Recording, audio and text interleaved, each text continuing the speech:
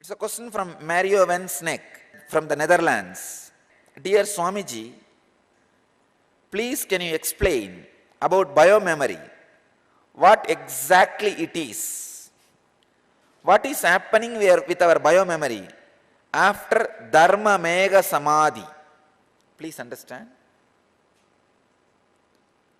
Biomemory means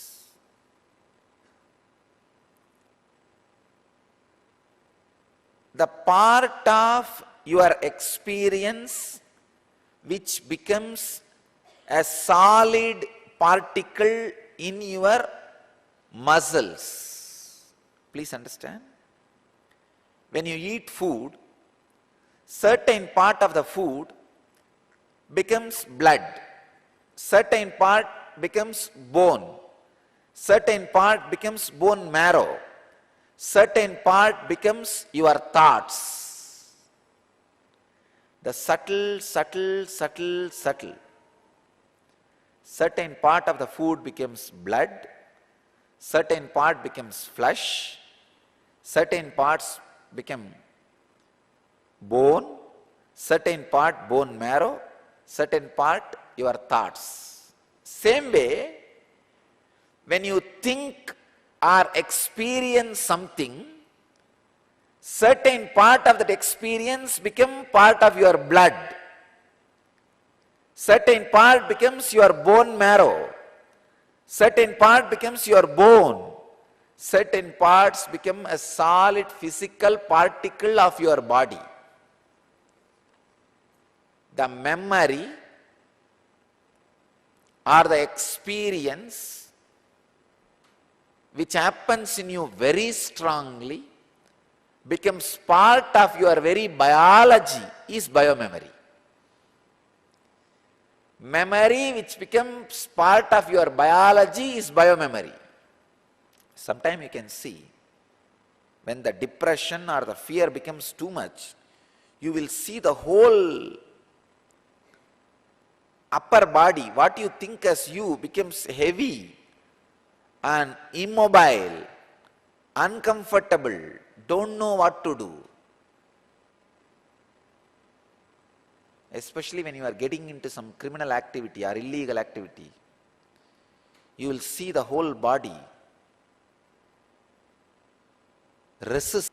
If you are getting into some activity which should not be done, you will see that fear. Biomemory means memory which became part of the biology. What is happening with our biomemory after Dharma Mega Samadhi? Let me explain the word Dharma Mega Samadhi. I am so happy. A person who is born and brought up in Netherlands, Mario van Sneek, is able to beautifully put a question on a technical term from the Vedic tradition, Dharma Mega Samadhi. Exactly if I have to describe that word Dharma Mega Samadhi, the samadhi which happens to you by the intelligence awakened with the right understanding. For example, now I give you the right understanding that you are not the body, you are not the mind, you are beyond body and mind also. Understand? You are not just the body, you are not just the mind, you are something beyond the body and mind also. You are all pervasive. If I explain this to you very logically,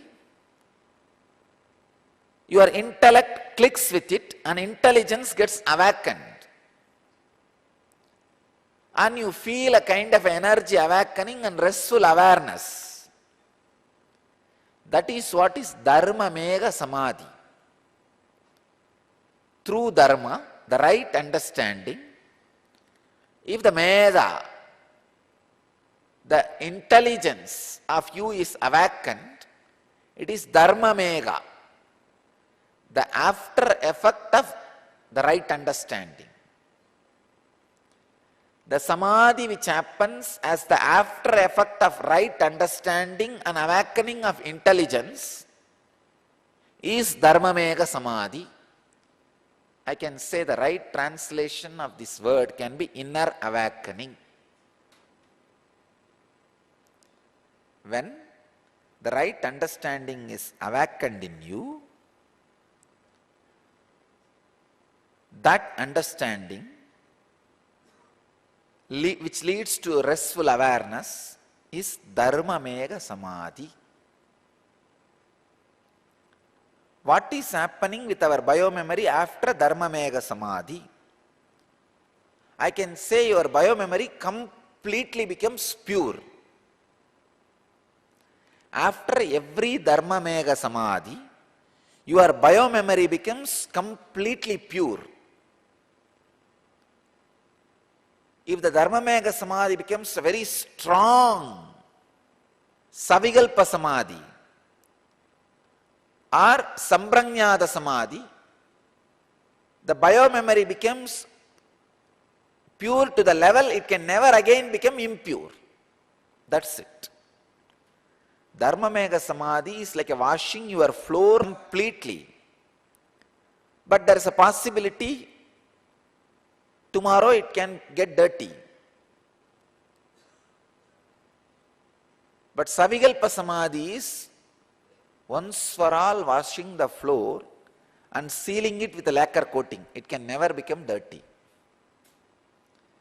It's like a copper vessel being washed every day is Dharmamegha Samadhi.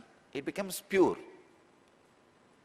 But gold coating it thickly so that it will never become impure is Savikalpa Samadhi. But processing it in such a way through an alchemy and making the whole part completely gold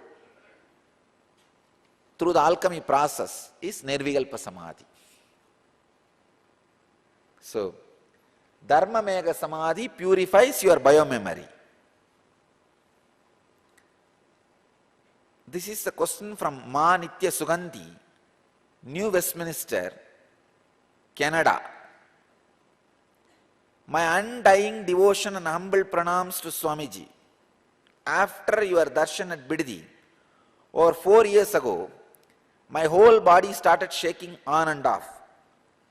And it is still ongoing. I take this as a gradual Kundalini awakening. You are right. Especially customized for my physical and mental and nervous system. Am I right? Sugandhi, you are right. How long will this continue for? I can say, till you start experiencing stable levitation. See, when I say the word stable levitation, I mean, in Batmasana and Samana Mudra, your body should be able to raise 1 unit, be in the air for 4 units, and relax for 1 unit of time. This is what is a stable levitation. Means, if you raise for 1 second, 4 seconds in the air, and 1 second landing. This is a stable levitation. Till you reach that stable levitation, the defined levitation, this shaking will be there. Ever since you came into my life, I have been blessed with a deep inner peace and contentment, detachment, love for each and every living being, fulfillment, clarity, etc. Swamiji, your virtual presence through my computer every evening in Canada at morning satsang is very much alive. You have often passed, especially for me in my reality, while talking to look deeply into my eyes, and without saying anything, I have resolved many of my problems. A few days ago, I had a very powerful experience. Your talk brought on, once again, a very deep yearning, and I started crying profusely.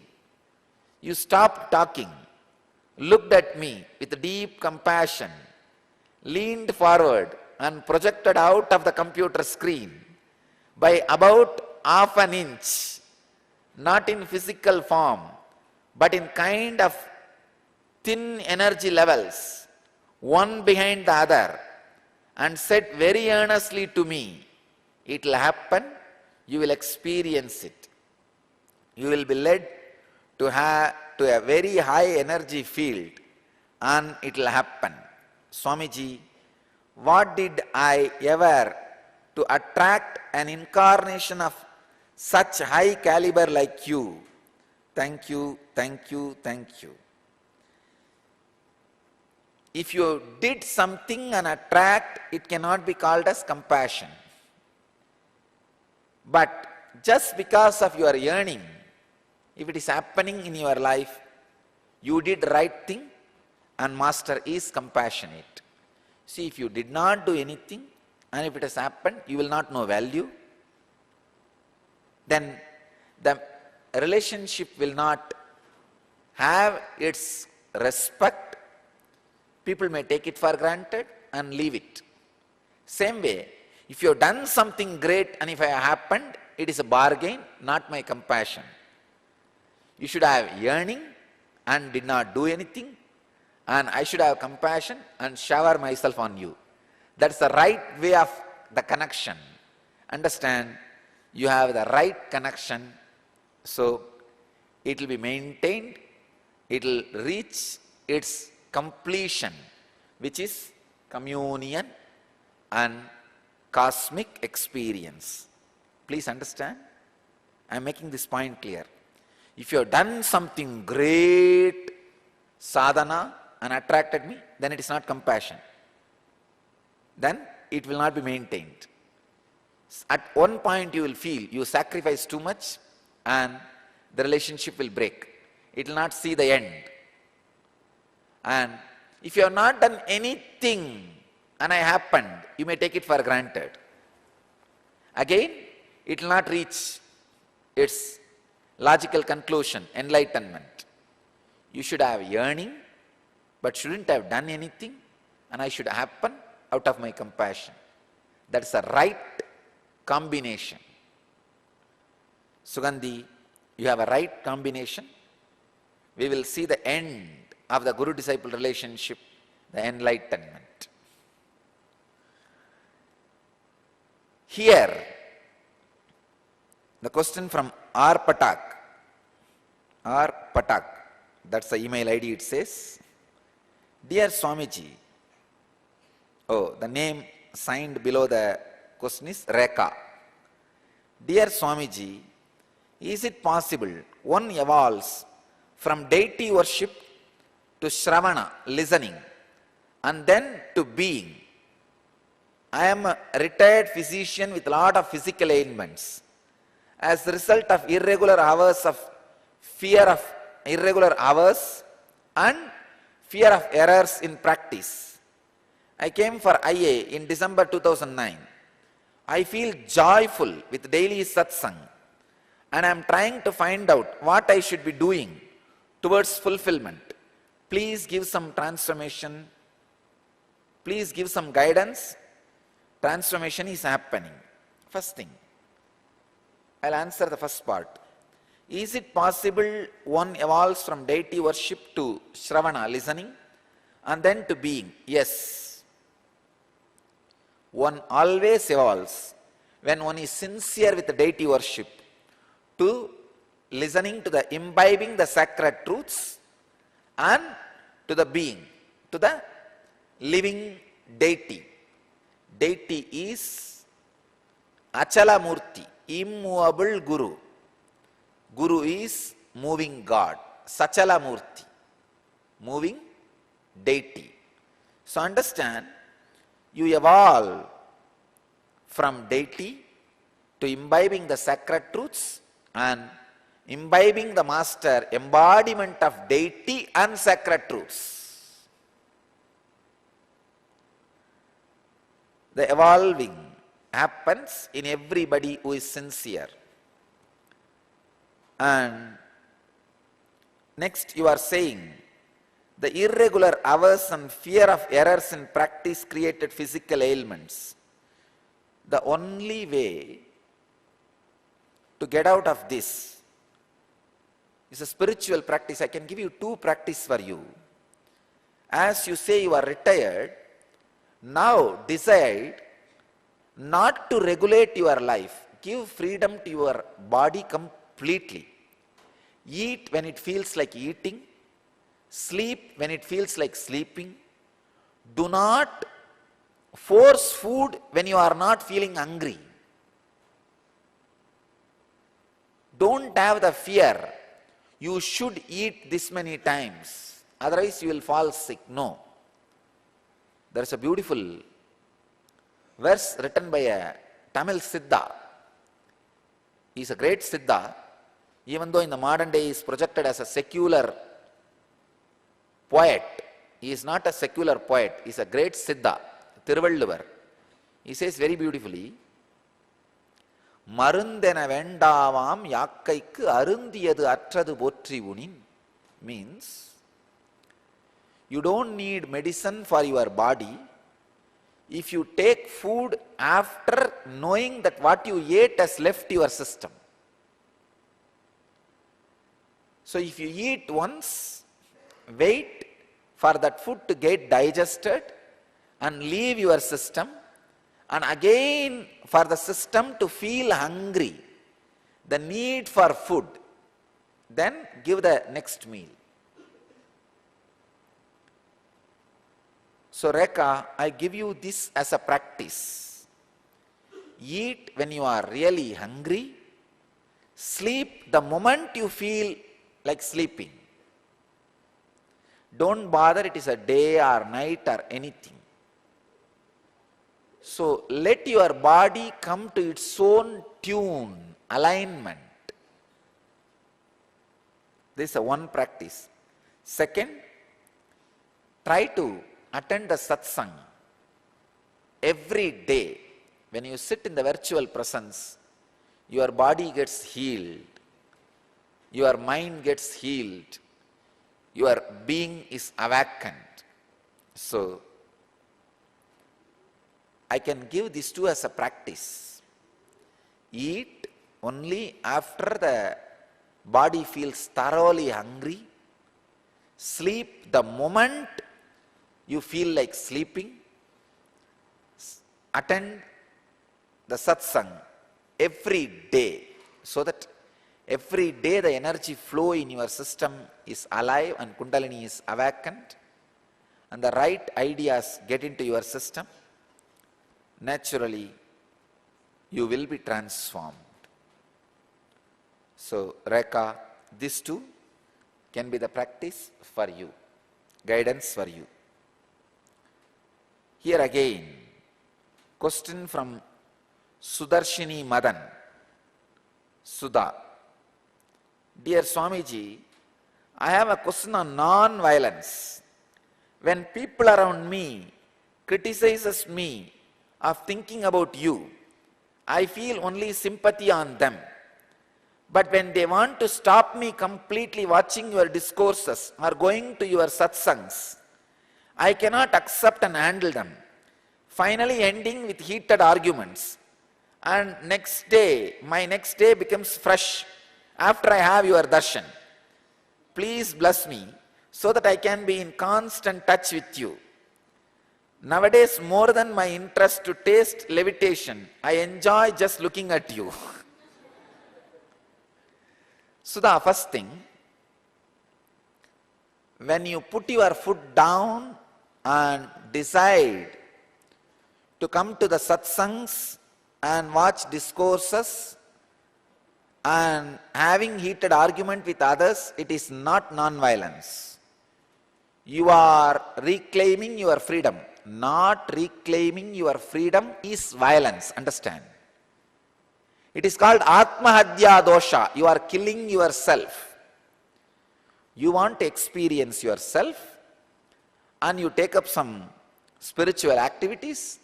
If somebody is interfering and you are allowing that, then it is violence, Atmahadya, killing yourself. When you put your foot down and say, I am doing something for my spiritual growth, please be very clear, it is non-violence. Ramakrishna says, see, Ramakrishna is such a non-controversial guru. He will always be socially polite, politically polite. He will never be controversial. Anything you ask him, no, go with the flow of the society. That is the way he will tell it. But he was asked a question by a disciple. If it comes to choosing between the spiritual growth and the parents or the family or husband or wife, what is the first priority? Ramakrishna says, no. Spiritual growth is first priority. Such an uncontroversial guru, when it comes to this, he says, you have a freedom now. Even I will be afraid to give this answer even now. I'll say, no, just be little okay, just adjust, be polite. Usually, I tell people, no, take care of family, be polite, when I don't trust their intensity. When I trust their intensity, I say, I think spirituality is the first priority. Now I tell you, be very clear. Let it be on record. When you have the intense seeking, that is the first priority. Everything else is not even second priority. So, by not fulfilling your spiritual things is violence. When you are putting your foot down and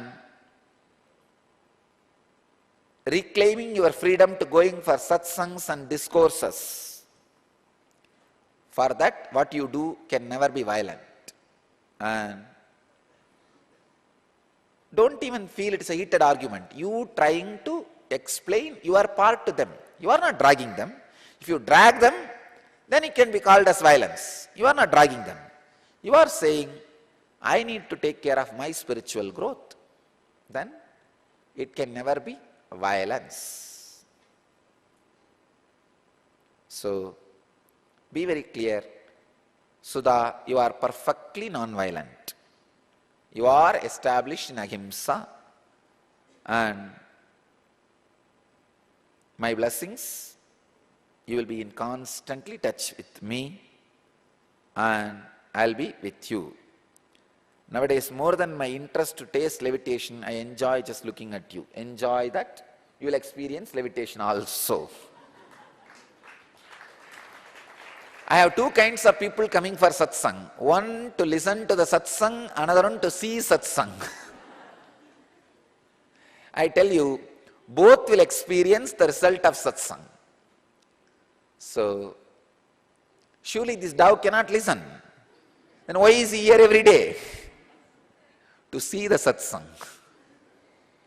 Whether you are here to listen or see or be, you will experience the highest experience.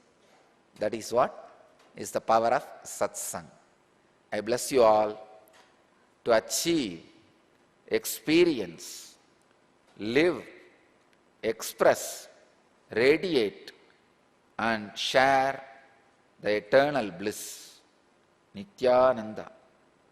Thank you.